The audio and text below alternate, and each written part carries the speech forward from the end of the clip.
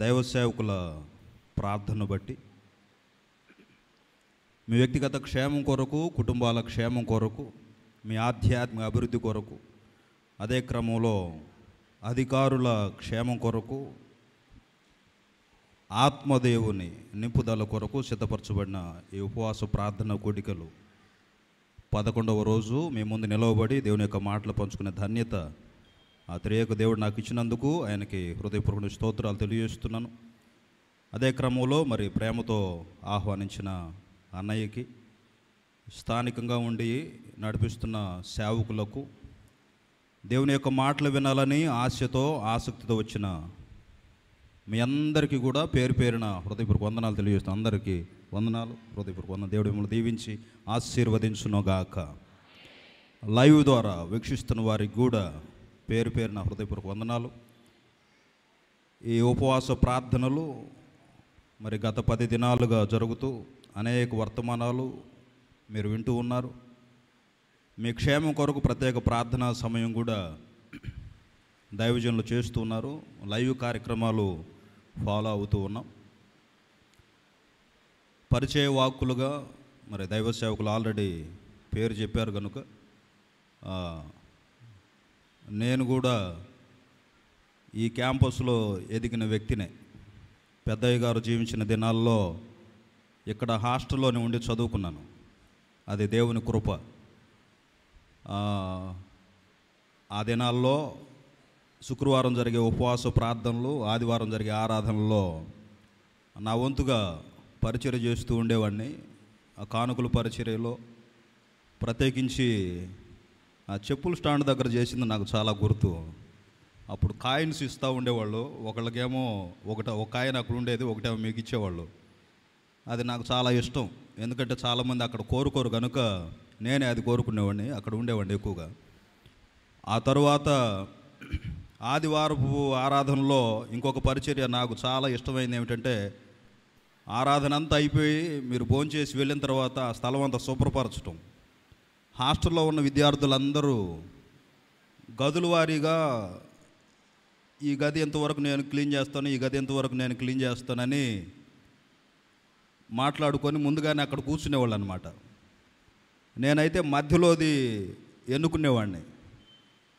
ఈ ధరణ ఎన్నుకునే వాళ్ళది ఏమన్నా, ఇక్కడ ఎవరు కూర్చోరుగా, భోజనం ఇక్కడ ఎవరు చేయరుగా. కొంతమంది ఇది కోరుకుంటారు, ఇది క్లీన్ చేసి వెళ్తుంటారు కొంతమంది.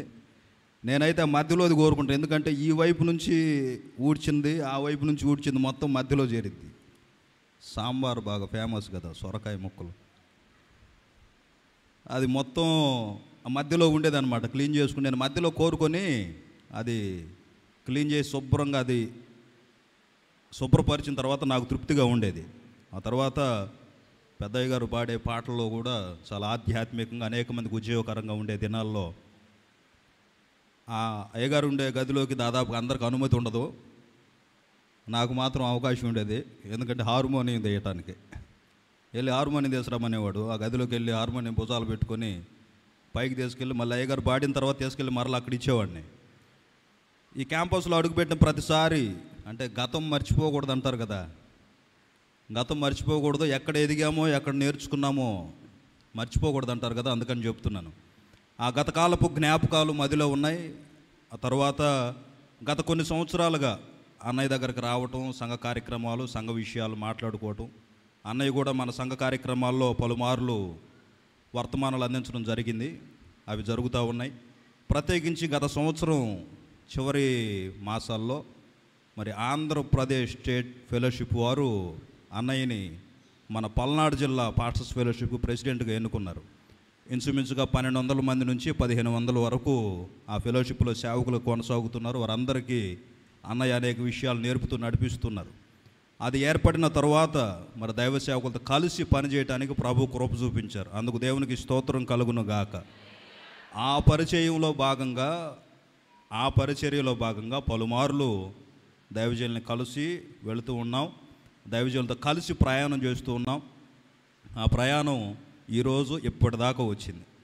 ఇది నేను ఊహించలేదు. దేవుని కృప, దేవుని ఆలోచన. మొత్తం మీద అన్నయ్య ప్రార్థన, మీ ప్రార్థన ఇక్కడ నిలబడేదానికి ప్రభు సహాయం చేశారు. అందుకు దేవునికి స్తోత్రం కలుగును గాక. ఇక్కడ వినబడుతున్న వర్తమానాలు, మీరు చేస్తున్న ప్రార్థనలు ఖచ్చితంగా మీ వ్యక్తిగత జీవితాలకు, కుటుంబ జీవితాలకు, even in your spiritual life, ఆధ్యాత్మిక అనుభవాలకు కూడా దీవెనకరంగా ఉంటాయని నేను నమ్ముతున్నాను. ఎందుకంటే మన దేవుడు ప్రార్థనలు ఆలకించేవాడని ఆయనకి పేరు. ఏం పేరు? ఆలకించడం మాత్రమే కాదు, మనం అడిగే వాటికన్నా, ఊహించే వాటికన్నా అత్యధికంగా సహాయం చేయగలిగిన దేవుడు. మరి దైవ సేవకుల ద్వారా మీరు పలు వర్తమానాలు వింటూ ఉన్నారు.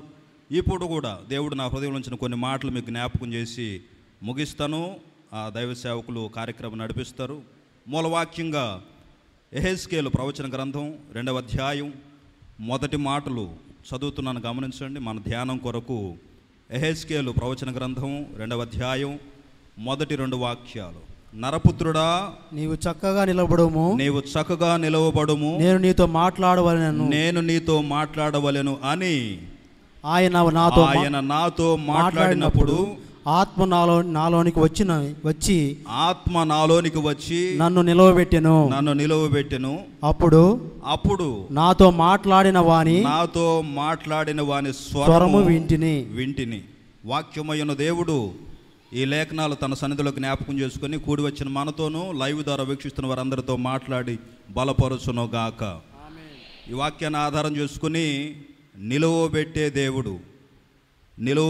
దేవుడు అనే అంశాన్ని మనం ధ్యానించుకున్నాం. ద గాడ్ ఆఫ్ సస్టైనింగ్, నిలువబెట్టే దేవుడు.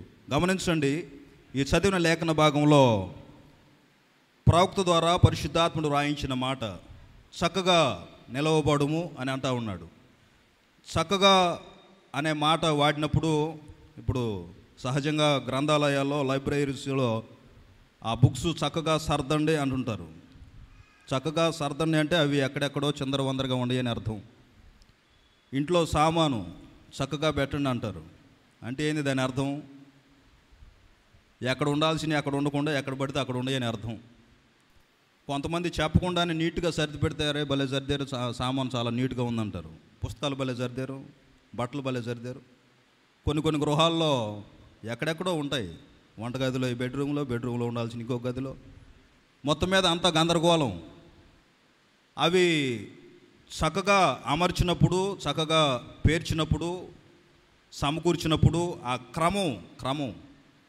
అలాగనే దేవుడు కూడా ఇక్కడ అంటున్న మాట ఏమిటంటే, నీవు చక్కగా నిలవబడుము అంటున్నాడు. అంటే ఆ చెప్పబడుతున్న వ్యక్తి ఎవరితో అయితే ఆ మాట చెప్తున్నారో ఆ వ్యక్తి పడిపోయినా ఉండాలి, లేకపోతే తన ఆధ్యాత్మిక అనుభవాల్లో చతికిలబడైనా ఉండాలి. నీవు చక్కగా నిలబడు. దేవుని యొక్క ఆశ ఏమిటంటే మాట్లాడాలి అని. చక్కగా ఉండమన్నాడు, సరి చేసుకోమన్నాడు అని అంటే దాని అర్థం ఏమిటి? చక్కగా ఉండాలి అంటున్నాడంటే మనం సరి చేసుకోవాల్సినవి, సరి చూసుకోవాల్సినవి ఏవో ఉన్నాయని అర్థం. నిలవబడమన్నాడు అని అంటే మనం పడిపోయి ఉన్నామనో లేకపోతే కృంగిపోయి ఉన్నామని అర్థం. మొత్తం మీద పరిశుద్ధాత్మ దేవుని హెచ్చరిక, నేను నీతో మాట్లాడాలి, నువ్వు చక్కగా నిలబడు అని హెచ్చరిక చేస్తూ ఉన్నాడు. తర్వాత అక్కడ జరిగిన సంగతి ఏమిటంటే, ఆయన నాతో మాట్లాడినప్పుడు ఆత్మ నాలోనికి వచ్చి నన్ను నిలవబెట్టాను. అప్పుడు నాతో మాట్లాడిన వాని స్వరాన్ని నేను విన్నాను అంటున్నాడు. అంటే దేవుని స్వరాన్ని వినాలి అని అంటే, దేవుని మాటలు మనం వినాలి అని అంటే మనలో మనకు నచ్చిన లక్షణాలు కాదు, మనం దేవునికి నచ్చాలి. ఆమేనండి. మన ఆలోచనలు ఎవరికి నచ్చాలి? స్నేహితులకి, బంధువులకి నచ్చాలని మనం ప్రయత్నం చేస్తూ ఉంటాం. వాస్తవానికి మన ఆలోచనలు, మన ప్రవర్తన దేవునికి నచ్చాలి. ఇప్పుడు ఆయన మాట్లాడాలి అని అంటే అందుకే చెప్తున్నాడు, నేను నీతో మాట్లాడాలి, నువ్వు చక్కగా నిలబడు అని అంటే మనం మార్చుకోవాల్సిన ఏవో ఉన్నాయి. ఆ మార్చుకున్నప్పుడు, నేర్చుకున్నప్పుడు, దేవుని సంగతులు సమకూర్చుకున్నప్పుడు ఆయన మాట్లాడతాడు. ఇంకొకటి, సహజంగా మనం ఆయన చెప్పింది చెప్పినట్టుగా చేసినప్పుడు మనం దీవించబడతాం. ఆ మధ్య ఒక సహోదరుణ్ణి, బాప్తిసం పొందు, నువ్వు ఇంకా బాప్తిసం పొందలేదు కదా, చాలా కాలం నుంచి ప్రార్థనకు వస్తున్నావు, బాప్తిసం పొందలేదు అని అంటే ఆ వ్యక్తి ఏమన్నాడంటే, ఆ యవనస్తుడు, నాకెందుకు బాప్తిసం, నేను బాగానే ఉన్నానుగా అన్నాడు. అంటే తన ఉద్దేశం ఏమిటంటే తనలో ఏ బలహీనత లేదు, తనలో ఏ దోషం లేదు, తనలో ఏ లోక వ్యామోహం కానీ పాప ఆలోచనలు కానీ లేదు, నేను పవిత్రంగానే ఉంటున్నాను, నాకు బాప్తిసం అక్కర్లేదు అన్నట్లుగా. మరొక ఆమెని విశ్వాసులు అడిగారట, సంఘ పరిచారులు అడిగారు, ప్రార్థనకు రావచ్చు కదా, మీ ఇంట్లో అందరూ వస్తున్నారు, నువ్వే రావట్లేదని. ఆమె అనిందట, నాకేం రోగం వచ్చింది, నేను బాగానే ఉన్నాను కదా అనిందట ఆమె. అంటే ఆమె అర్థం ఏమిటి? ఆమె మందిరానికి రావాలంటే చెప్పండి, నాకేం రోగం వచ్చింది, నేను బాగానే ఉన్నాను కదా అందట. తర్వాత కాలక్రమంలో నేను ఇక్కడ ఉండి చెప్పకూడదు అనకూడదు, నయంగా జబ్బు వచ్చింది, మందులు వాడుతూ ఉంది. ఇప్పుడు ప్రార్థన చేద్దాం, ఎవరికైనా మీకు ఏదైనా అవసరం ఉందో రమ్మని అంటే వరుసలో ఫస్ట్ నిలబడేది ఆమె. ఎవరైనా ప్రార్థన అవసరం రాయండి, మీ అక్కర్ల కోసం ప్రార్థన చేస్తాడు, ముందు రాసేది ఆమె. అంతకుముందు ఏమంది, మందిరానికి రానప్పుడు. అందుకని దేవునికి మనం కౌంటర్ వేయకూడదంట, ఎన్కౌంటర్ అయిపోతామంట. దేవుని దగ్గర మనం నేర్చుకోవాలి. స్తోత్రం చెప్పండి గట్టిగాను. దేవుని దగ్గర మనం సమకూర్చుకోవాలి.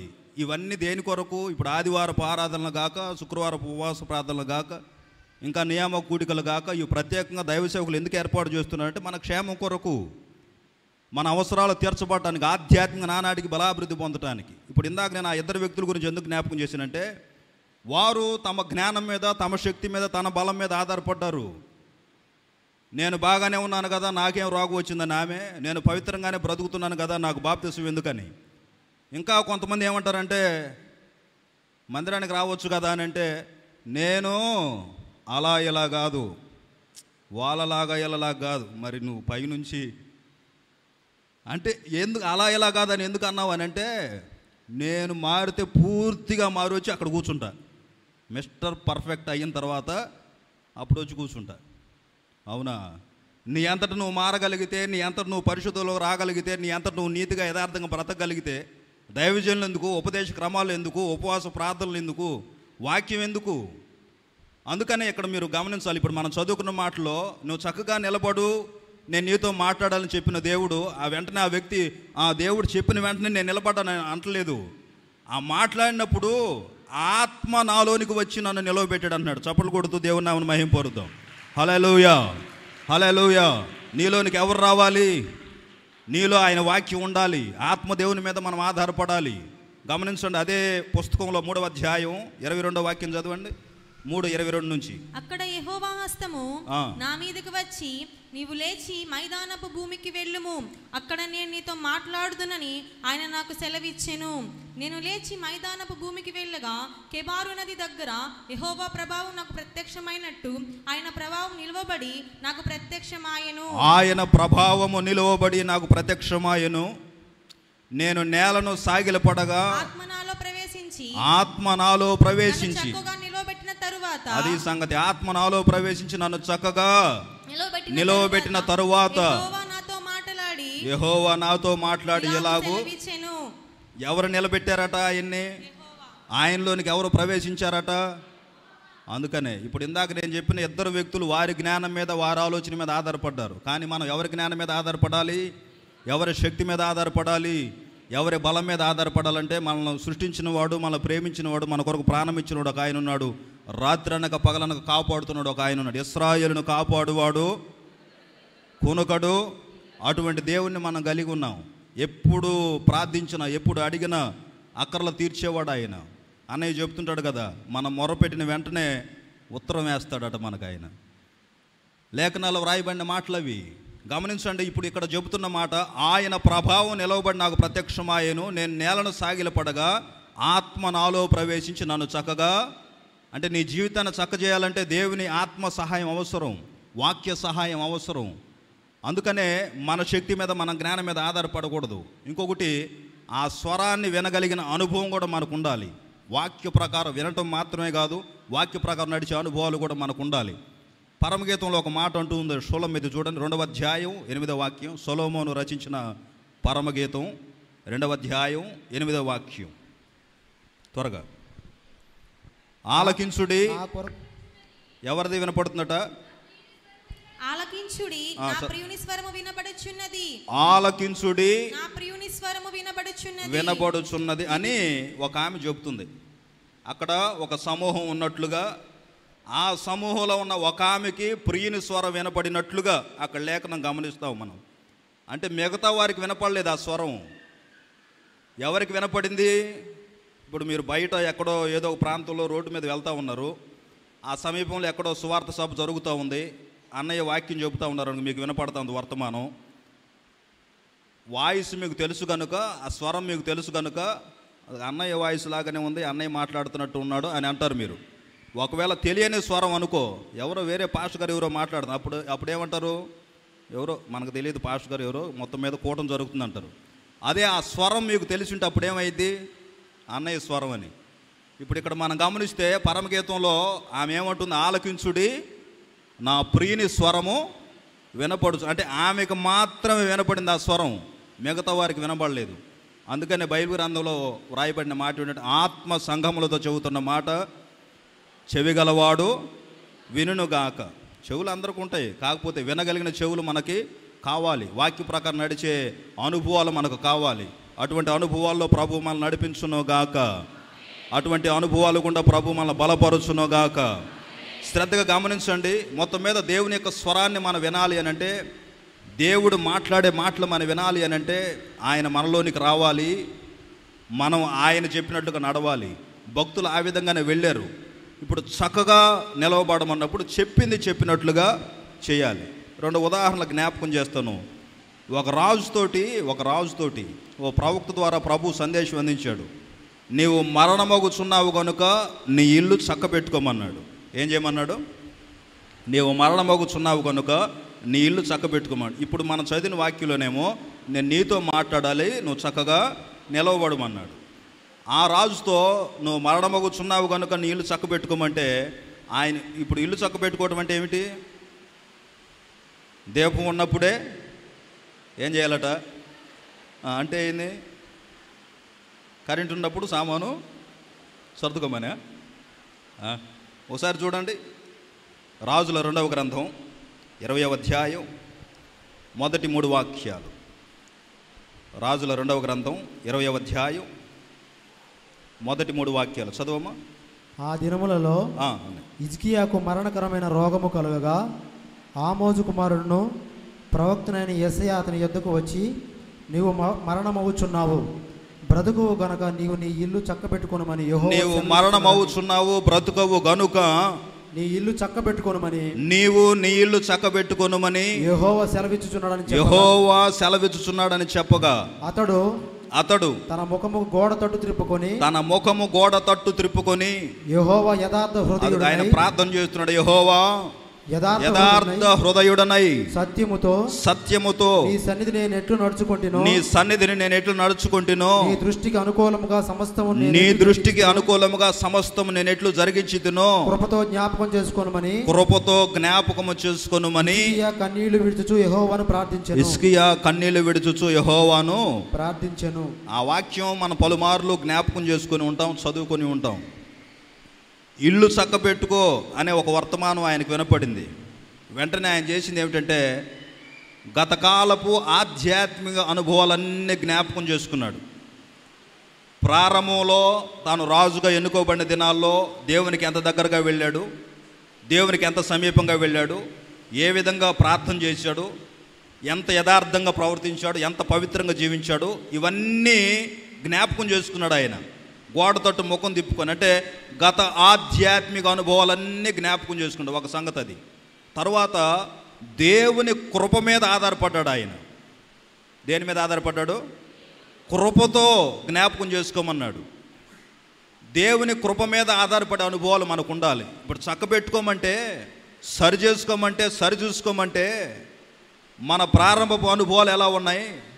మారు మనసు పొంది బాప్తిస్మం పొంది రక్షణ పొందిన అనుభవాల్లో పరిచర్యలు ఎలా ఉన్నాం, దైవజనులు అప్పగించిన బాధ్యతలు ఎలాగ ఉన్నాం, సంఘ క్రమాల్లో మనం ఎలా నడిచామనేది అవి జ్ఞాపకం చేసుకోవాలి. ఎందుకంటే దినాలు గడిచే కొలది, రోజులు, నెలలు, సంవత్సరాలు గడిచే కొలది భక్తిలో ఉదాసీనత, భక్తిలో నిర్లక్ష్యం, ప్రార్థనలో నిర్లక్ష్యం, పరిచర్యలో అలసత్వం, నీరసించి అలసిపోయే అనుభవాలు, ఇంకేం చేద్దాంలే, ఇంకా మన వల్ల కాదు, ఇంకా ఈ పరిచర్య చేయటం మన వల్ల కాదు, ఈ విధంగా వెళ్ళటం మన వల్ల కాదు అని నీరసించి విసిగి వేసారిపోయే అనుభవాలు.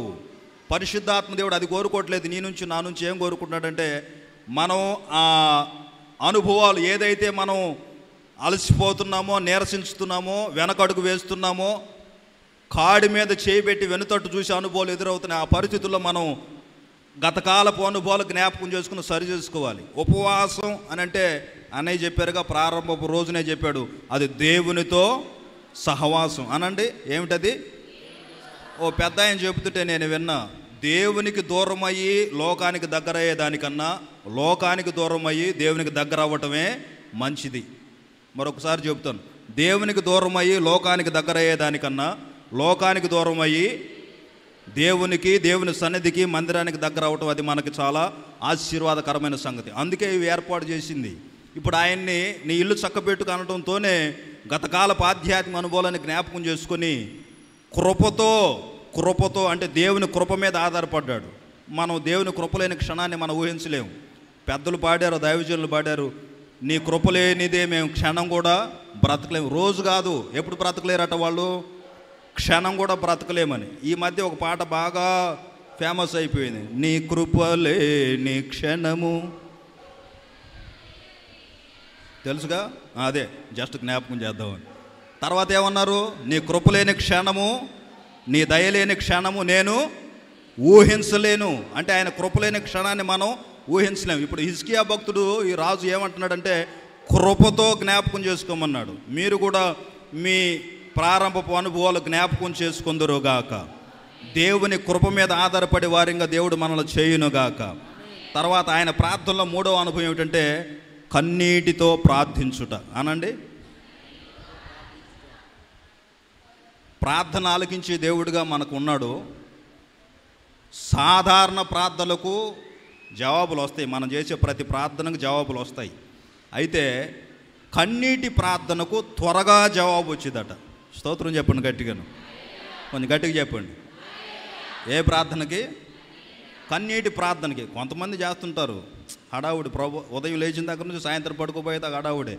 నీకు తెలియదే ఉంది ప్రభు నా కార్యక్రమాలు, నేను మధ్యాహ్నం చేస్తాను ప్రభు అని. మళ్ళీ మధ్యాహ్నం ప్రభు నా సంగతి నీకు తెలియదు, ఏమా బిజీగా ఉన్నాను. మళ్ళీ సాయంత్రం వచ్చి ప్రభు పగలంతా ఉదయం లేచిన దగ్గర నుంచి పగలంతా తిరిగి అంతా కొంచెం ఇబ్బందిగా ఉంది ప్రభు, ఈ పూట విశ్రాంతి తీసుకుంటాలే, కానీ నువ్వు మాత్రం నా మనసు చుట్టూ ఏం పెట్టాలా? నీకేం ఉదయం నుంచి 10 నిమిషాలు కూడా ప్రార్థన చేయడం సమయం కుదరలేదు, కానీ ఆయన మాత్రం నీ మనసు చుట్టూ ఏం పెట్టాలా? అసలు ఎంత బాగా చెబుతున్నారు చూడండి.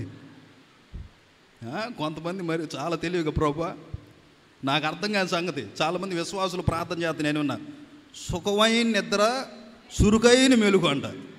మరి ఏ సువార్తల్లో విన్నారో ఏ లేఖనాలు నాకు అర్థమే సావదు. అది ఏమి ఇవ్వాలంటే సుఖమైన నిద్ర మళ్ళీ చురుకైన.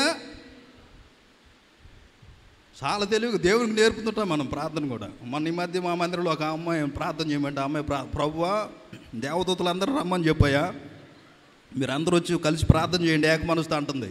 ఎవరికి చెబుతుంది? నాకు మైండిపోయింది. అంటే ఆ స్థాయి దాకా పోయింది దేవదూతలు. అంటే ప్రభువుకు నేర్పుతుందామే, మీరందరూ ఒక దగ్గరకు రండి అని. బైబిల్ ఏమో మనకు నేర్పుతుంది, మీరు విశ్వసించిన వారందరూ they were in one mind one spirit, ఏకాత్మ ఏకభావం కలిగి వారు ప్రార్థించారట. ఆ విధంగా ప్రార్థించారు కనుక నూతనంగా అనేక మంది చేర్చబడ్డారట. అందుకు దేవునికి స్తోత్రం కలుగునుగాక. ఇప్పుడు ఈ భక్తుడు ఒకటి గత ఆధ్యాత్మిక అనుభవాలు జ్ఞాపకం చేసుకున్నాడు, తన ప్రారంభ అనుభవాలు ఎలా ఉన్నాయో. తర్వాత దేవుని కృప మీద ఆధారపడ్డాడు. మూడవది కన్నీటి ప్రార్థన. బైబిల్లో మీరు గమనించండి, ఏ స్థలంలో ఏ సందర్భంలో వారు పురుషులైన స్త్రీలైన కన్నీటితో ప్రార్థన చేసిన వారిని ఎవరిని కూడా దేవుడు కాదనలేదు. దేవుని కాళ్ళు గడిగిన వాళ్ళు సమాధానం పొందుకొని వెళ్ళారు. ఆమెనన్న గట్టిగాను. ఒక ఆమె యేసు ప్రభు పాదాల మీద పడి కన్నీళ్ళు కార్చి పాదాలంతా కడిగినంత పనిచేసింది. కడిగింది పాదాలతో, ఆ పాదాల కన్నీటితోటి. వెళ్ళేటప్పుడు ఆమెతో అన్నాడు, సమాధానం కలిగిన దానివై వెళ్ళమన్నాడు. అంటే ఆమె సమాధానం కలిగిన దాని వెళ్ళమన్నాడు. వచ్చేటప్పుడు ఆమెకి ఏమి లేదని అర్థం, సమాధానం లేదని అర్థం. వచ్చింది సన్నిధిలో ఆ ప్రభు దగ్గర గడిపింది. ఆమె ఏమి మాట్లాడాలి, ఆ సన్నివేశంలో ఆమె ఏమైనా మాట్లాడినట్టుందా, ఒక మాట అన్న చెప్పినట్టుందా? కానీ ఆమె హృదయాన్ని ఎరిగాడు ఆయన. మరి మనసులో ఉన్నదాన్నే గ్రహించి సమాధానం ఇస్తే, మరి ఇన్ని అవసరతలు మీరు రాస్తూ ఉన్నారు, ఇక్కడ సేవకులుగా ఉన్నవారు మీకోసం ప్రార్థన చేస్తున్నారు, దేవుడు వాటిని ఆలకించడా? లెక్కగట్టి ప్రతిఫలం ఇస్తాడు. ఆమెనన్న గట్టిగాను. మీ ప్రతి ప్రార్థనకు దేవుడు జవాబును దయచేయునుగాక. మీ కన్నిటికి లెక్కగట్టి ప్రతిఫలం ఇచ్చునుగాక. ఇప్పుడు ఈయన ఇల్లు చక్కబెట్టుకున్నాడా లేదా? ఇప్పుడు ఆయన ఆ విధంగా ప్రార్థన చేయబట్టి ఏం జరిగింది? ఆయన ఆయుష్ పొడిగించబడింది, దీర్ఘాయువుని అనుభవించాడు. వాస్తవానికి ఆఖరి క్షణాలు, వాస్తవానికి ఇంక జీవితం అయిపోయింది. కొంతమంది అంటుంటారు కదా, ఇంక నీకు నూకలు జల్లిని భూమి మీదని. నూకలు జల్లిని అంటే బియ్యం, వాస్తవానికి ఏమనాలి? తినడానికి బియ్యం లేవనాలి. కానీ అనే మాట ఏంది? నీకు ఏం జల్లిని అని అంటే నూకలు కూడా గది లేదని, ఇంకా ఆయనకు నూకలు జల్లిపోయినాయి అని. ఆ స్థితిలో ప్రార్థించాడు. ఆఖరి క్షణాల్లో విశ్వాసాన్ని కోల్పోకుండా గత భక్తిని, గత అనుభవాలు, దేవునికి దగ్గరగా వెళ్ళినవన్నీ జ్ఞాపకం చేసుకొని దేవుణ్ణి అడిగాడు. కన్నీళ్లతో బతిమలాడుకున్నాడు. దేవుడు ఆయన ప్రార్థన ఆలకించి దీర్ఘాయువును దయచేశాడు. మరొక సందర్భంలో ఇంకొక ఆయన కూడా ఇల్లు చక్కబెట్టుకున్నాడు.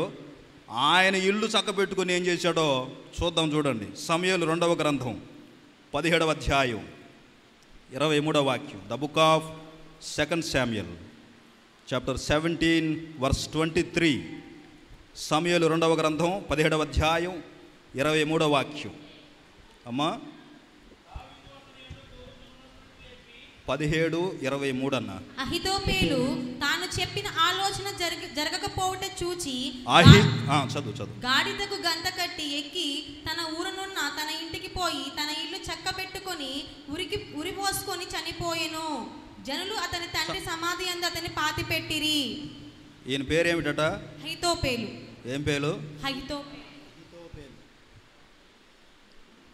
అహితోపేలు తాను చెప్పిన ఆలోచన జరగకపోవుట చూచి గాడిదకు గంత కట్టి ఎక్కి తన ఊరనున్న తన ఇంటికి పోయి ఏం చేసుకున్నాడట ఆయన? ఏం చేశాడు ఆయన? వెళ్ళి తన ఇల్లు చక్కబెట్టుకొని ఏం జరిగింది తర్వాత? ఉరి పోసుకొని చనిపోయాడట. గమనించండి, హిజ్కియా విషయంలో ఆయన ఇల్లు చక్కబెట్టుకున్నాడని ఉంది. ఇప్పుడు ఈయన కూడా ఇల్లు చక్కబెట్టుకున్నాడట. ఈ అహితోపేలు ఇల్లు చక్కబెట్టుకున్న తర్వాత ఏమైంది అని అంటే, దీర్ఘాయువు కాదు ఈయన పొందుకుంది, అర్ధాంతరంగా తన జీవితాన్ని ముగించాడు. చేతులారా తన జీవితాన్ని పాడు చేసుకున్నాడు. ఇదేంది, ఈయన కూడా చక్కబెట్టుకున్నాడు కదా అని అంటే, అసలు ఏం జరిగిందని మనం గమనిస్తే, దావీదు అబ్షాలోము జీవించిన దినాలవి. ఆ రోజుల్లో అహితోపేలు చెప్పిన ఏ ఆలోచన కూడా సాక్షాత్తు దేవుడే మాట్లాడినట్టుగా వాళ్ళు అనుభవించేవాళ్ళట, అంగీకరించేవాళ్ళు. దావీదైనా అబ్షాలోమైనా అహితోపేలు ఆలోచన చెప్పాడు అని అంటే ఇది సాక్షాత్తు దేవుని మాటే అన్నట్టుగా తీసుకునేవాళ్ళు. జాగ్రత్త వినండి. ఆ దినాల్లో ఈ అబ్షాలోము తన తండ్రి అయిన దావీదుకు వ్యతిరేకంగా కుట్ర చేస్తున్న దినాలు. ఆలోచన చేశారు. ఈ అహితోపేలు ఆలోచన అడిగితే, మీ నాన్న బలహీనమై ఉన్నాడు, అలసిపోయి ఉన్నాడు, సమస్యలిపోయి ఉన్నాడు, నాకు కొంతమందిని ఇంచుమించుకు 12,000 మందిని అప్పగిస్తే నేను వెళ్ళి యుద్ధం చేస్తాను, మీ నాన్న చంపేస్తాను, ఇంకా రాజ్యం ఇదే అన్నాడు. అబ్షాలోముకను ఆ చుట్టుపక్కల ఉన్న వాళ్ళకి చాలా నచ్చిందట ఆలోచన. తర్వాత జరిగింది ఏమిటంటే, వేరే ఇంకొక అతను ఉన్నాడు అక్కడ, హూషై అని, అతను కూడా అడుగుదామంటే దేవుడు ఈ అహితోపేలు ఆలోచన చెడగొట్టడం దేవుని చిత్తమైంది. ఎందుకంటే దావీదు దేవుని హృదయంలో ఉన్నాడు. మొత్తం మీద హూషై చెప్పిన ఆలోచన ఏమిటంటే, ఈ అహితోపేలు చెప్పిన దానికి వ్యతిరేకంగా ఉంది. ఆయన దావీదుకు అనుకూలంగా చెప్పాడు. మొత్తం మీద అబ్షాలోము కూడా హూషై చెప్పిన దానికే అంగీకరించాడు. ఇప్పుడు ఈ అహితోపేలు చెప్పిన మాట నెరవేర్చబడలా. ఇప్పుడు ఈయన ఎందుకు ఊరేసుకొని చచ్చిపోయాడు చూడండి. ఈయన ఎవరు కొట్టలేదు, తిట్టలేదు, ఎవరు ఆయన మీద నేరం మోపలేదు. ఆయన చెప్పిన ఆలోచన నెరవేర్చబడలేదట. అందుకని నేను చెప్పిన ఆలోచన నెరవేర్చబడలేదని ఆ గాడిద ఉంటే దాన్ని గంత కట్టుకొని ఇంటికి పోయి ఇల్లు చక్క పెట్టుకున్నాడట. తర్వాత ఏముంది? ప్రార్థన చేశాడని ఉందా? కన్నీడితో అడిగాడని ఏమన్నా ఉందా? దేవుని మీద ఆధారపడ్డాడని ఏమన్నా ఉందా? ఏమి లేదు. ఊరిపోసుకొని హిజ్కియా ఏమో ఇల్లు చక్క పెట్టుకున్నాడు, దీర్ఘాయువుని అనుభవించాడు. ఇక్కడ అహితోపేలేమో ఈయన విషయంలో ఏం జరిగింది? అర్ధాంతరంగా తన జీవితాన్ని చేతులారా. ఈ రోజుల్లో కూడా చాలా కుటుంబాల్లో భర్త మొండి పట్టుబడతారు, నా మాటే వినాలి, భార్య కూడా నా మాటే వినాలి. సామెత కూడా తాను బట్టిన కుందేలుకి కొంతమంది అసలు లేవన్నా కూడా ఆశ్చర్యపోవాల్సిన అవసరం లేదు. అంటే అలా వాళ్ళ ఆలోచన నెరవేర్చబడాలి. వాళ్ళ ఆలోచన ఇప్పుడు నేను సలహాదారుగా పెట్టుకున్నాడు, చెప్పు, వినకపోతే సరే నా సలహా నచ్చలేదులే అను సైలెంట్గా ఉండాలి. అంతేగాని సలహా విననందుకే చచ్చిపోవాలా? ఆలోచన నెరవేర్చబడలేదు అన్నందుకే చచ్చిపోవాలా? ఇప్పుడు సలహాదారులు కూడా ఎలా ఉన్నారంటే, ఆ చెప్పే సలహాలు సరిగా లేకపోతే నాయకులు తూర్పు తిరిగి ఆ తర్వాత మీరు పూర్తి చేస్తారు కదా. సలహాదారులు కూడా సరైన ఆలోచనలు సమయస్ఫూర్తి కలిగి చెప్తుంది, దేవుని జ్ఞానం కలిగి. ఇప్పుడు ఈయన ఆలోచన నెరవేర్చబడలేదని ఏం చేసుకున్నాడు? చక్కగా నిలబడమన్నాడు యెహెజ్కేలుని. ఆత్మదేవుడు ఆయనలోనికి వచ్చి ఆయన నిలబెట్టాడు. దేవుని స్వరాన్ని విన్నాడు. నీ ఇల్లు చక్కబెట్టుకో అని హిజ్కియాతో మాట్లాడితే హిజ్కియా కృపతో జ్ఞాపకం చేసుకోమని తన భక్తి జీవితాన్ని జ్ఞాపకం చేసుకుని కన్నీటి ప్రార్థన చేసి దీర్ఘాయువును అనుభవించాడు. ఇక్కడ అహీతోపెలేమో తాను చెప్పిన ఆలోచన నెరవేర్చబడలేదని అర్ధాంతరంగా తన జీవితాన్ని ముగించుకున్నాడు. ఇప్పుడు ఏది అవసరం మనకి? ఇప్పుడు ఇల్లు చక్కబెట్టుకోవడం అంటే ఏమిటి చెప్పండి? ఇల్లు చక్కబెట్టుకోవడం అంటే ఆవేశంగా నిర్ణయాలు తీసుకోవటమా? అందుకే చెబుతుంటారు, కోపంలో మనం ఏ నిర్ణయం చేయకూడదంటారు. ప్రేమ ఎక్కువైనప్పుడు వాగ్దానం చేయకూడదంట. ఇంకోసారి చెప్తాను, కోపంలో ఆవేశంలో మనం నిర్ణయం చేయకూడదు. కొంతమంది అంటుంటారు, ఇదిగో జీవితంలో నీ ఇంట్లో అడుగు పెడితే, నీ గడప దొక్కితే, మరి ఏడ అడవిలో ఉంటావును. కొంతమంది తోటి వారితోటే, బంధువులతోటే, అక్క చెల్లెలతోటి, అన్నదమ్ములతో, ఇదిగో మళ్ళీ మీ ఇంట్లో అడుగు పెడితే అప్పుడు అడుగు, అసలు మీ గడప దొక్కితే అప్పుడు అడుగు.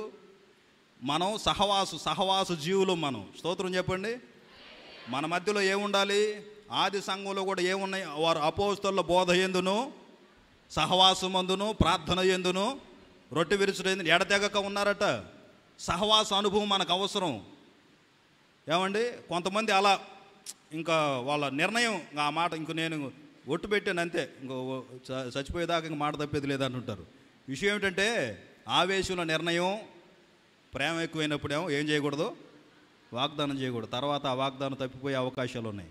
అందుకనే ఇప్పుడు ఈయన ఆవేశంలో నిర్ణయం చేసుకొని హిజ్కియా ఇల్లు చక్కబెట్టుకున్నాడు, దీర్ఘాయువు అనుభవించాడు. అహీతోపెలు కూడా ఇల్లు చక్కబెట్టుకున్నాడు. అర్ధాంతరంగా తన జీవితాన్ని ముగించాల్సి వచ్చింది. మరి మీరు తొందరపాటు నిర్ణయాలు చేసుకొని మీరు కానీ మీ పిల్లలు కానీ మీరు చేసే పనుల్లో, ఉద్యోగాల్లో, వ్యాపారాల్లో మరి మీరు ఎలా చక్కబెట్టుకుంటున్నారో, ఎవరి జ్ఞానం మీద ఆధారపడుతున్నారో ఆలోచన చేయండి. ఈ రాత్రి మనమంతా దేవుని కృప మీద ఆధారపడే వారిగా ఉందుముగాక. దేవుడే మనల్ని నిలబెట్టునుగాక. దేవుని అనుభవాల్లో, దేవుని ఆలోచన ప్రకారంగా మనం నడుచుదుముగాక. ఇది మొదటి సంగతి. నరపుత్రుడా, నువ్వు చక్కగా నిలబడు. ఒకవేళ మీరు సంవత్సరాలు, మేము బాప్తిసం పొంది, రక్షణ పొంది 10 ఏళ్ళు అయింది, 20 ఏళ్ళు అయింది పాస్టర్ గారు, మేము చక్కగానే ఉన్నాం, మీరు ఈ పూట వచ్చి మీరు చక్కగా నిలబడండి, దేవుడు చక్క చేసుకోమన్నాడు, దేవుడు సరి చేసుకోమన్నాడు, దేవుడు సరి చూసుకోమన్నాడు అంటే మేము బాగానే ఉన్నాం కదా, మా ప్రార్థన బాగానే ఉంది, మా సహవాసం దేవునితో బాగానే ఉంది, సంఘంలో మా పరిచర్యలో కూడా మాకు అప్పగించిన వాళ్ళు మేము నమ్మకంగా సాగుతున్నాం ఒకవేళ అనుకుంటున్నారా? అటువంటి పరిస్థితిలో ఉన్నవారికి కూడా దేవుడు చెబుతున్న మాట ఏమిటంటే, పడిపోయిన వారిని, కృంగిపోయిన వారిని నిలబడమని చెబుతున్న దేవుడే, మేము నిలబడ్డాం, మాకు ఏ డోకా లేదు, మాలో ఏ కొదువ లేదు అని ఎవరైతే అనుకుంటున్నారో వారికి కూడా దేవుడు చెబుతున్న మరొక హెచ్చరిక ఏమిటంటే, తాను నిలుచుచున్నానని అనుకుంటున్న నీవు పడకుండా జాగ్రత్తగా చూసుకోవాలట. ఒకసారి చూడండి నా మాటలు. కొరింథీయులకు రాసిన మొదటి పత్రిక 10వ అధ్యాయం 12వ వాక్యం. కొరింథీయులకు రాసిన మొదటి పత్రిక 10వ అధ్యాయం. తను నిలుచుచున్నానని తలంచుకొనువాడు పడకుండానట్లు జాగ్రత్తగా చూచుకొనవలెను. సాధారణముగా చాలు తల్లి, మన సబ్జెక్ట్ అది. అందరూ చెప్పండి ఈ మాట నాతోను. తాను, కొంచెం పెద్దగా చెప్పండి, తాను నిలుచుచున్నానని తలంచుకొనువాడు పడకుండానట్లు జాగ్రత్తగా చూచుకొనవలెను. ఇది రెండో అనుభవం. మొదటిదేమో పడిపోయిన వారు, కృంగిపోయిన వారు, దూరమైన వారు, ప్రార్థనకి సహవాసం దూరమైన వారు జాగ్రత్త పడాల్సిన విషయాలు, చక్క చేసుకోవాల్సిన విషయాలు, చిక్కుల్లో పడకుండా దేవుని ఆలోచన ప్రకారంగా వెళ్ళాల్సిన అనుభవాలు.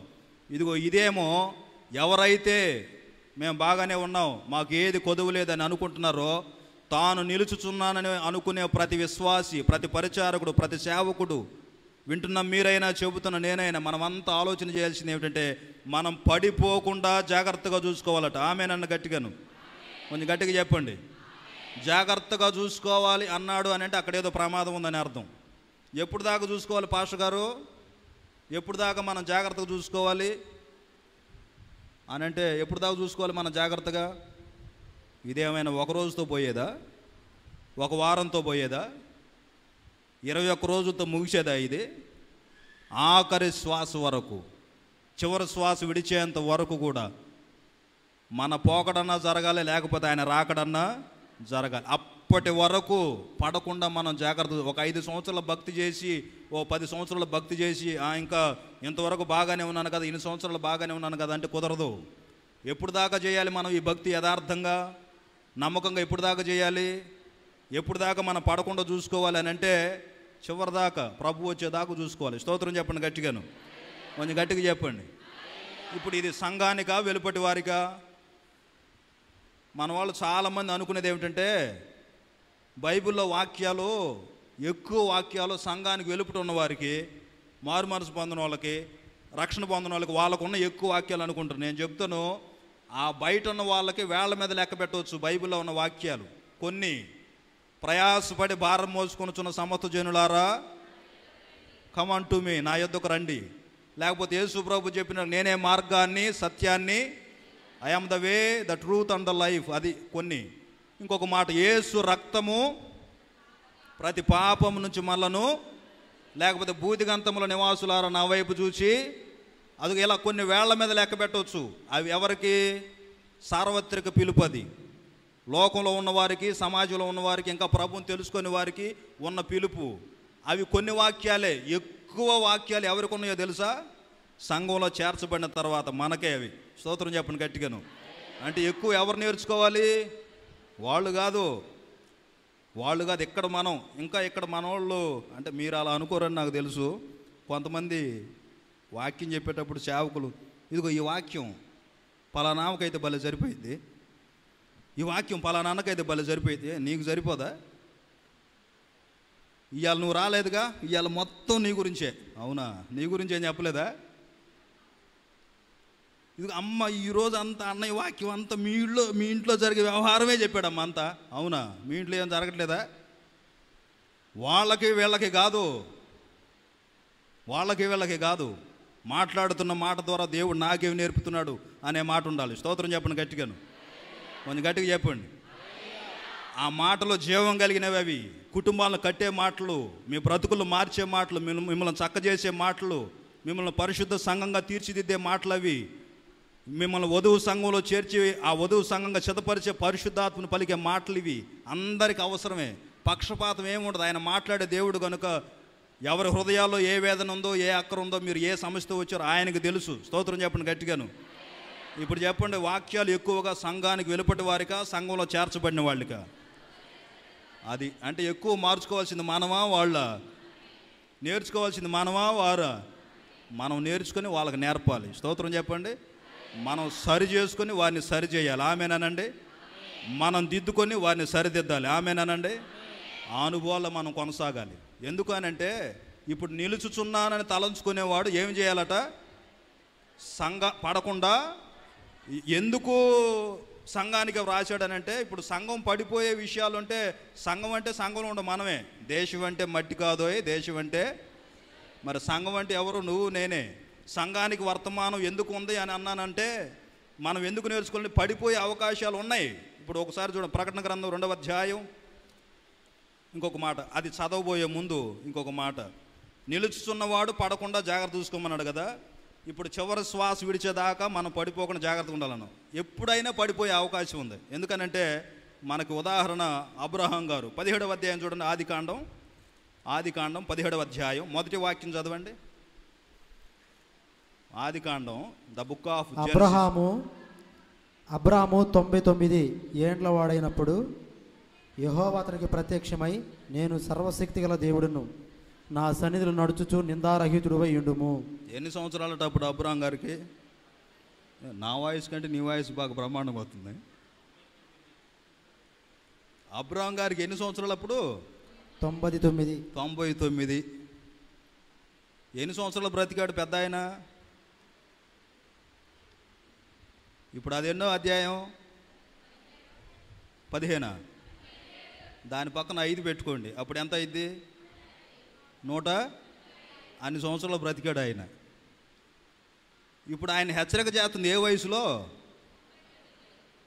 99 సంవత్సరాల వయసులో ప్రభు ఆయన హెచ్చరిక చేస్తున్న, నా సన్నిధిలో నడుచుచు. 12వ అధ్యాయంలో పిలిచాడు ఆయన, నీవు లేచి నీ దేశం నుండి, నీ ప్రాంతం నుంచి నేను చెప్పే దేశానికి వెళ్ళమన్నాడు. బయలుదేరాడు, వచ్చాడు. 12వ అధ్యాయంలో పిలుపు అందుకున్నాడు. 17వ అధ్యాయంలో వచ్చేళ్ళే వెళ్తున్నాడు, సాగిపోతున్నాడు అని దేవుడు ఊరుకోలేదు. 17వ అధ్యాయంలో హెచ్చరిక చేస్తున్నాడు, నా సన్నిధిలో కూర్చోమనలా, సతికిల పడమనలా. ఏమన్నాడు? నడుచుచు. నడుచు అంటే దేవుడు మనకు అప్పగించిన పరిచయలో మనం సాగిపోతూ ఉండాలి. స్తోత్రం చెప్పండి. సాగిపోయే అనుభవాలు, దైవజనులు అప్పగించిన పరిచర్య అయినా, సంఘంలో ఉన్న బాధ్యతలైనా, దేవుడు మనకిచ్చినవి నేర్చుకుంటూ సాగిపోతూ వెళ్ళాలి. ఆ సాగిపోతున్న క్రమంలో ఇప్పుడు ఆయన అన్న మాట ఏంటంటే, అబ్రాం గారిని దేవుడు చెబుతున్న మాట, నా సన్నిధిలో నడుచుచు నీవు నిందారహితుడివై. ఇప్పుడు మీరు అనుకోవచ్చు, 100 సంవత్సరాల వయసులో ఆయనకి అవసరమా? అప్పుడు ఏం చేస్తాడు ఆయన? ఏం తప్పు చేస్తాడు? ఏం పొరపాటు చేస్తాడంటే, ఏమో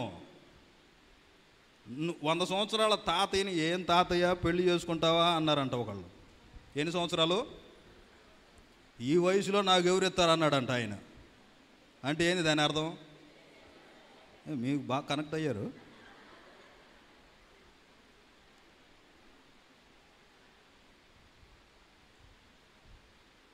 ఇప్పుడు ఈయనకి హెచ్చరిక చేస్తుంది ఎన్ని సంవత్సరాలు? అది మరి ఇప్పుడు పెద్దవాళ్ళు మనం 60-70 ఏళ్ళని ఆ సంవత్సరాల్లోనే, తాతయ్య బాప్తిసం పొందకపోయావా, ఇంకెందుకు, చాలా వయసు అయిపోయిందిగా అని అంటే వాళ్ళనే మాట, సరే నా వయసు అయిపోయింది తీసుకుందాం అనరు వాళ్ళు. వాళ్ళనే మాట ఏం తెలుసా? నాదేముందిలే అయ్యా అయిపోయింది, మనవడికి అయ్యా అంటుంటారు. నాదేముంది అయ్యా అయిపోయింది, మనవరాలకి అయ్యా అంటుంటారు. అంటే వాళ్ళు ఏమనుకుంటున్నారు? ఇదే శాశ్వతం అనుకుంటున్నారు వాళ్ళు. తర్వాత జీవితం మీద వాళ్ళకి నిరీక్షణ లేదు. అందుకని ఇంకేముంది అయిపోయింది అనుకుంటుంటారు. వాస్తవానికి ఇదిగో 99 సంవత్సరాల వయసులో అబ్రాం గారితో దేవుడు చెబుతున్న మాట, నిందారహితుడిగా ఉండమన్నాడు. అంటే ఏ క్షణమైనా సులువుగా చిక్కులు పెట్టే పాపానికి, సులువుగా శోధించబడే అనుభవానికి, సులువుగా దేవునికి దూరమయ్యే అనుభవాలు, వస్తున్న నిందలను బట్టో, నీకున్న సమస్యలను బట్టో, కుటుంబంలో కలిగే వేదనలను బట్టి నువ్వు దేవునికి, సహవాసానికి, సన్నిధికి దూరమయ్యే అనుభవాలు ఉండవచ్చు. అందుకనే జాగ్రత్త పడమంటున్నాడు. పౌలు గారు ఏమన్నాడు? నా విశ్వాసాన్ని కాపాడుకున్నాను, నా పరుగు కడముట్టించాను. అప్పటి వరకు జాగ్రత్తగా వెళ్ళాల్సిన బాధ్యత మన మీద ఉంది. మనం నిలబడ్డాం అనుకున్న వాళ్ళు కూడా పడిపోయే అవకాశం ఉంది. కనుకనే నువ్వు నిందారహితుడిగా ఉండమన్నాడు. అలాగనే ప్రకటన గ్రంథంలో ఎఫెసు సంగతి ఒక మాట అంటున్నాడు చూడండి, 2వ అధ్యాయం 4వ వాక్యం. The book of Revelation chapter 2 మొదట నీకుండిన ప్రేమ నీవు వదిలితివని నేను నీ మీద తప్పు ఒకటి మోపవలసి ఉన్నది. ఇప్పుడు ఇది సంఘానికి వెలుపటి వారిగా ఎఫెసు సంఘంతో చెబుతున్న మాట, అయినను మొదట నీకుండిన ప్రేమను నీవు వదిలితివి, నేను నీ మీద తప్పు ఒకటి మోపవలసి ఉన్నది. సంఘం మీద నేరం మోపుతున్నాడు దేవుడు. సంఘం వైపు వేలెత్తి చూపిస్తున్నాడు. ఎఫెసులో ఉన్న విశ్వాసులో వేలెత్తి చూపిస్తున్నాడు. ప్రారంభపు అనుభవాలు, ఆ ప్రారంభపు ప్రేమ, ప్రారంభపు భక్తి కనబడటం లేదు. నువ్వు చాలా సహనం కలిగి ఉన్నావు. మంచి విషయాలు చెప్పాడు ముందు. దేవునికి ఉన్న అదొక మంచి లక్షణం. సహజంగా మనం ఏం చేస్తామంటే, ఒక వ్యక్తిలో ఉన్న చెడిపోయిన లక్షణాలన్నీ ముందు చెబుతాం, తర్వాత మంచి లక్షణాలు కూడా ఉన్నాయి కంటే ఉన్నాయిలే అని తీసి పారేస్తాం.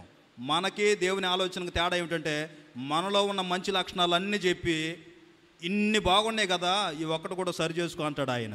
అది తండ్రి మనసు. ఆమేనన్నాడు గట్టిగా. అది దేవుని మనసు. ఆమేననండి.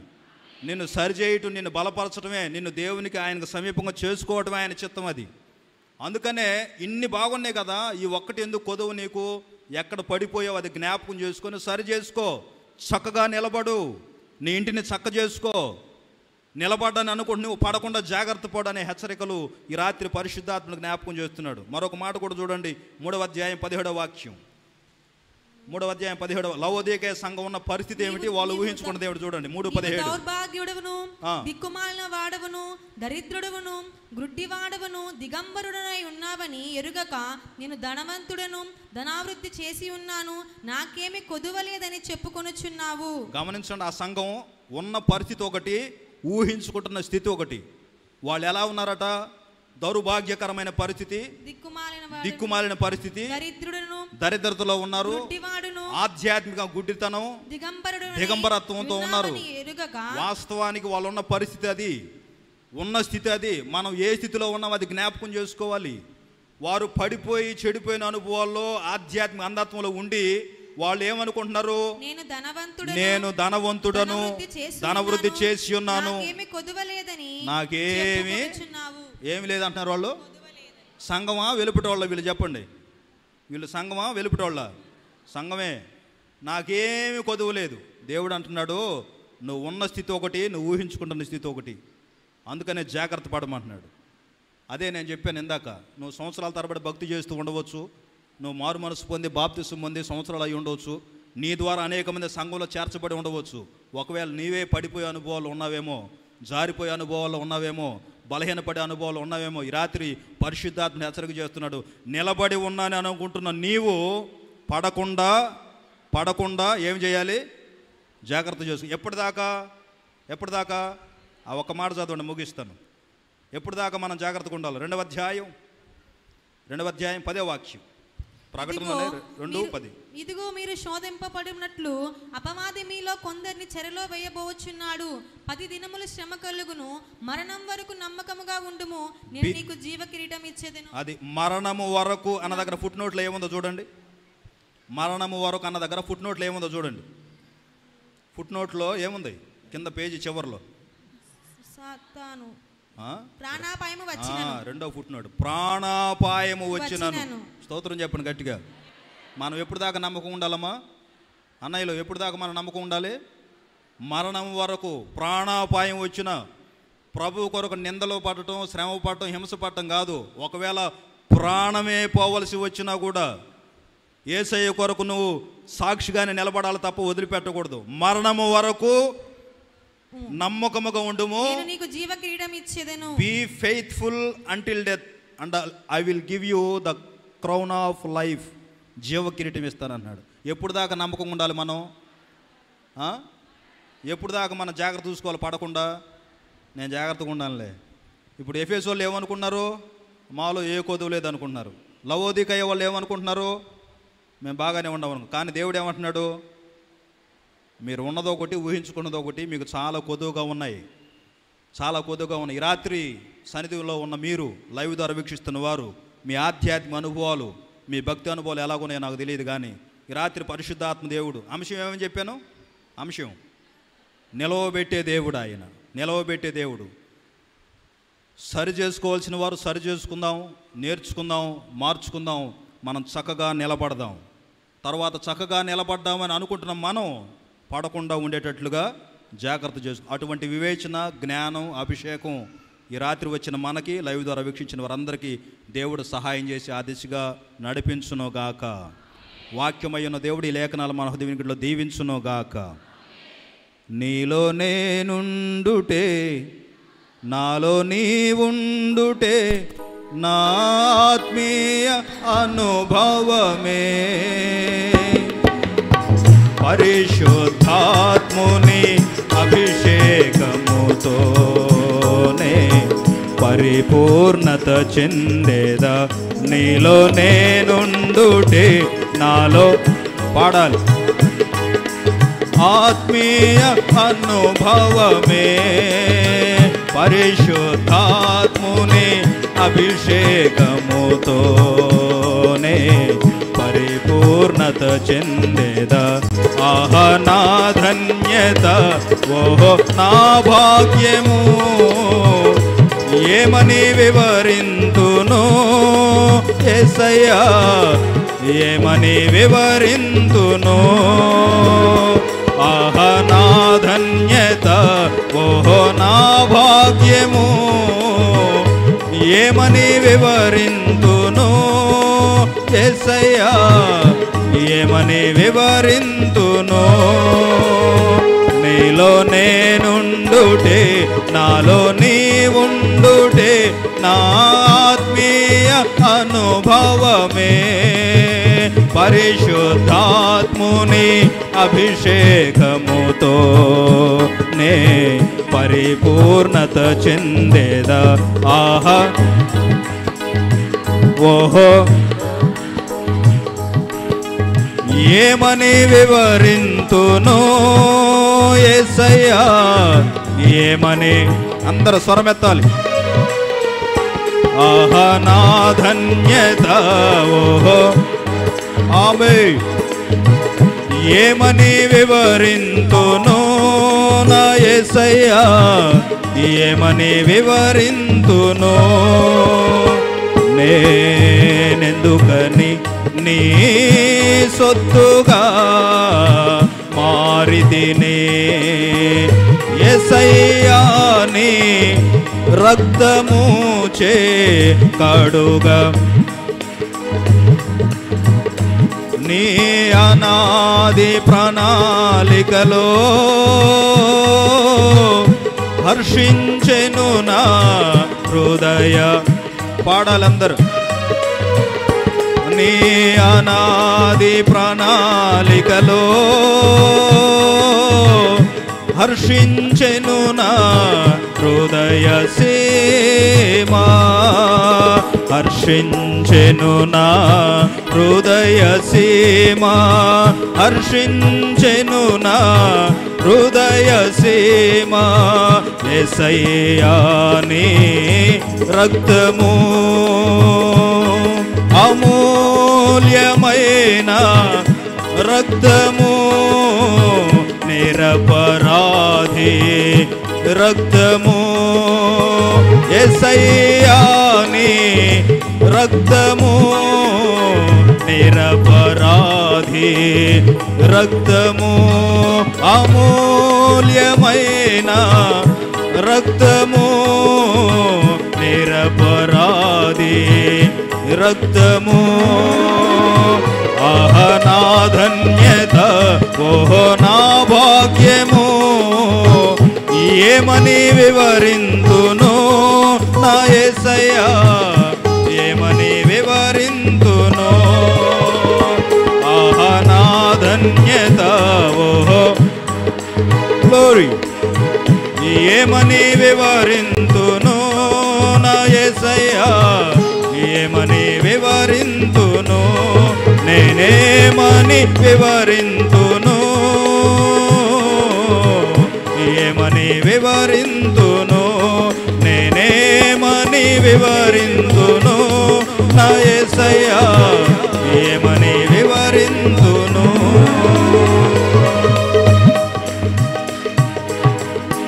దయచేసి అందరూ మోకరించారు. దయచేసి అందరూ మోకరించారు. శ్రేష్టమైన సమయంలో ప్రార్థనా సమయంలోకి మనం వెళదాం. విన్న మాటలను బట్టి జ్ఞాపకం చేసుకుంటూ అందరూ హృదయం మోకరించగానే వారందరూ మోకాళ్ళ మీదకి రండి. చేతులెత్తి తీర్మానం చేస్తూ ఈ రాత్రి పరిశుద్ధాత్మ నిలవబెట్టి దేవునిగా ప్రత్యక్షమయ్యాడు.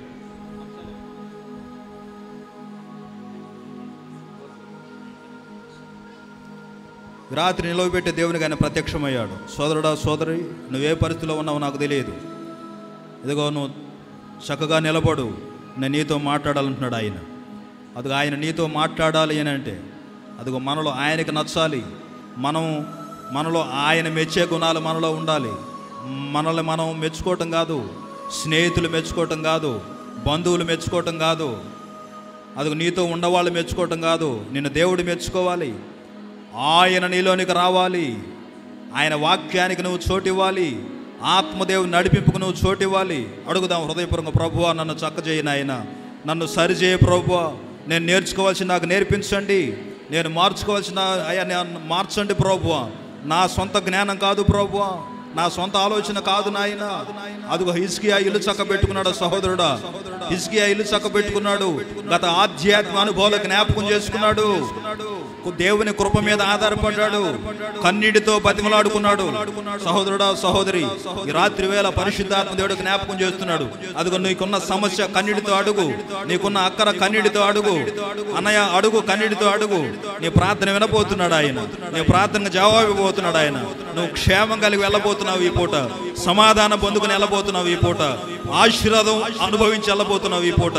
నీ కన్నీరు నాట్యంగా మార్చబడబోతుంది, నీ శాపం ఆశీర్వాదకరంగా మార్చబడబోతుంది, నీ కీడు మేలుగా మార్చబోతున్నాడు ఆయన. ఆయన కృప మీద ఆధారపడు, ఆయన కృప మీద ఆధారపడు. అదుగు అహీతోపేలు తాను చెప్పిన ఆలోచన నెరవేర్చబడలేదని అదుగు అర్ధాంతరంగా తన జీవితాన్ని ముగించుకున్నాడు. తన చేతులారా జీవితాన్ని పాడు చేసుకున్నాడు.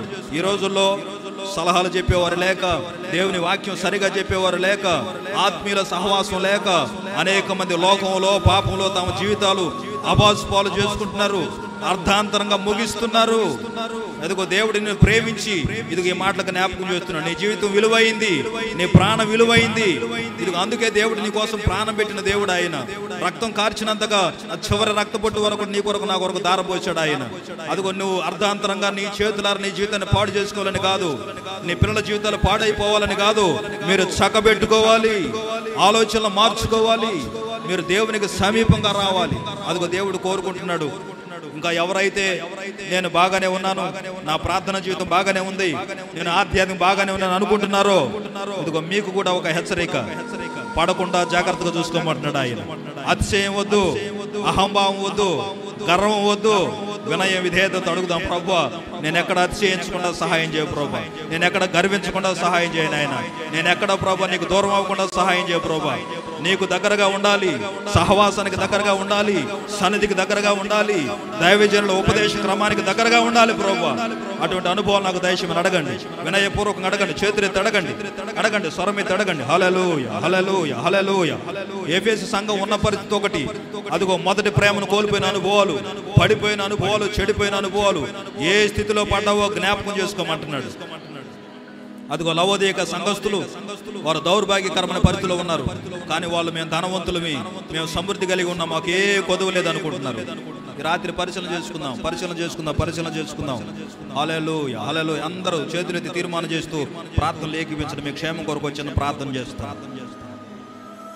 స్తోత్రములు ఆయన. ప్రేమస్వరూపి పరిశుద్ధుడైన యేసయ్య, మీ శ్రేష్టమైన ఉన్నతమైన నామాన్ని కొందనాలు. కాలాలు, సమయాలు, మార్గాలు, మా ప్రాణాలన్నీ మీ స్వాధిలో ఉంచుకొని మీ దాసులకు మీరు ఇచ్చిన ప్రేరణలో భాగంగా అయా నీ బిడ్డల వ్యక్తిగత క్షేమం కొరకు, కుటుంబాల క్షేమం కొరకు, అధికారుల క్షేమం కొరకు, ఆత్మదేవుని నింపుదల కొరకు మీరు సిద్ధపరిచిన ఉపవాస ప్రార్థనలు ఈ 11వ రోజు కూడా క్రమంగా మేము జరిపించడానికి సహాయం చేశారు. అల్పుణ్ణి, అయోగ్యుని, అభాగ్యుని నన్ను నీ బిడ్డల ముందు నిలబడే ధన్యత మీరు ఇచ్చారు. మీకు స్తోత్రం నాయన. అయ్యా మీరు నిలబెట్టే దేవునికి ఈ రాత్రి ప్రత్యక్షమయ్యారు. కూడి వచ్చిన నీ బిడ్డలందరూ దీవించబడుదురుగాక, వారి కుటుంబాలకు ఆశీర్వదించబడుదురుగాక, వారి పిల్లల జీవితాల మేలు అనుభవించుదురుగాక, వారు చేసిన ప్రతి ప్రార్థనకు మీరు సమయోచితమైన సహాయాన్ని దయచేయుదురుగాక, నీ కృపను నీ బిడ్డలు అనుభవించుదురుగాక, కృపను పొందుకొందురుగాక, కృప విస్తరించునుగాక, కృప చేత బలపరచబడుదురుగాక. సహాయం చేయండి నాయన. నిలబడ్డామని మేము అతిశయించకుండా చివరి శ్వాస విడిచేంత వరకు మీ కృప మీద, మీ దయ మీద ఆధారపడటానికి సహాయం చేయండి. ఈ కూడిక ప్రారంభం నుంచి నడిపించిన మీ దాసులను దీవించండి, సహకరించిన వారందరినీ దీవించండి. వాతావరణం ప్రతికూలకంగా ఉన్న నీ బిడ్డలు ఆశతో వచ్చారు, ఆసక్తి వచ్చారు, సన్నిధిలో గడిపారు. ఎంతవరకు నీ మేళ్లతో నింపి ఆయా ఇక్కడ నుంచి బిడ్డలు పంపుతూ ఉన్నందుకు మీకు స్తోత్రాలు. మీరు దయచేసిన క్షేమం కొరకై, మీరు దయచేసిన ఆరోగ్యం కొరకై, మీరు సిద్ధపరిచిన ఆశీర్వాద కొరకై స్తోత్రాలు తెలియజేస్తూ వచ్చిన ప్రతి ఒక్కరిని పేరు పేరున మీరు దీవించి వ్యక్తిగతంగా, కుటుంబాలుగా, ఆధ్యాత్మికంగా నానాటికి బలాభివృద్ధి దయచేయమని కోరుకుంటూ అయా మరి మీ దాసులతోనూ సన్నిధితోనూ మీరు ఇచ్చిన అనుబంధాన్ని బట్టి స్తుతులు తెలియజేస్తూ అయా మీరు ఈ మాటలు అందించే ధన్యత మీరు ఇచ్చారు. ఇది కేవలం మీ నామాన్ని మహిమకరంగా, కూడి వచ్చిన బిడ్డకు దీవెనకరంగా, మీరు అప్పగించిన పరిచయలకు ఆశీర్వాదకరం మార్చమని కోరుకుంటూ పరిశుద్ధాత్మదేవుని సహవాసాన్ని సన్నిధి నిరంతరం వేడుకుంటూ నజరుడైన యేసుక్రీస్తు శక్తి కలిగిన నామములోనే ప్రార్థించి పొందుకొని ఉన్నాము తండ్రి. అందరూ చెప్పండి ఆమేనని. మన తండ్రి అయిన దేవుని ప్రేమ, ప్రభు అయిన యేసుక్రీస్తు శాశ్వతమైన కృప, ఆత్మదేవుని ఆదరణ కూడి ఉన్న మనకు, దేవుడు మనకు అప్పగించిన పరిచర్యలకు, సార్వత్రిక సంఘం అంతటికి, లైవ్ ద్వారా వీక్షించిన వారందరికీ ఇప్పుడు ఎల్లప్పుడూ తోడుగా ఉండి ఆయన కోరుకున్న దిశగా, ఆయన నడిపించే దిశగా మనల్ని బలపరచునుగాక, ఆ దిశగా ఆయన మనల్ని నడిపించునుగాక. మంచిది. ఈ పూట ఎంతవరకు ఓపిక విన్నందుకు మీ అందరికీ పేరు పేరున హృదయపూర్వక వందనాలు తెలియజేస్తూ, నడిపించిన వారికి కూడా హృదయపూర్వక వందనాలు తెలియజేస్తూ ఈ మాటలు ముగిస్తున్నాను. దేవుడు మిమ్మల్ని దీవించి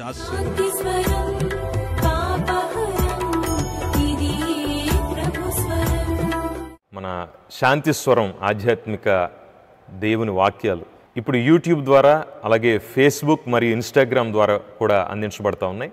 మేము మీకు అందించేటువంటి ప్రతి లైవ్ కార్యక్రమం, అలాగే నూతనమైనటువంటి అనేకమైన మెసేజ్లు ఈ యూట్యూబ్ ఛానల్ ద్వారా మీకు అందించబడతాయి. తప్పకుండా యూట్యూబ్ ఛానల్ శాంతి స్వరంని మీరు సబ్స్క్రైబ్ చేయండి. అలాగే నోటిఫికేషన్ల కోసం బెల్ ఐకాన్ని తప్పకుండా ప్రెస్ చేయండి. అలాగనే ఫేస్బుక్ మరియు ఇన్స్టాగ్రామ్ ద్వారా కూడా దేవుని వాక్యం అందించబడుతుంది. తప్పకుండా శాంతి స్వరం అనేటువంటి పేజ్ని మీరందరూ సబ్స్క్రైబ్ చేయాలని, మరి దేవుని యొక్క వాక్యాలను ప్రతిదినం మీరు పొందాలని ప్రభు పేరిట మేము కోరుతున్నాం. మీరు బలపరచబడండి, మరి అనేకులు మీరు బలపరచండి. దేవుని కృప మీకు తోడైనను గాక. ఆమేన్. మా చిరునామా యేసుక్రీస్తు దివ్యశాంతి నిలయం, పురుషోత్తమపట్నం బైపాస్ రోడ్, చిలకలూరిపేట, ఆంధ్రప్రదేశ్. మా సెల్ నంబర్ 9494496996.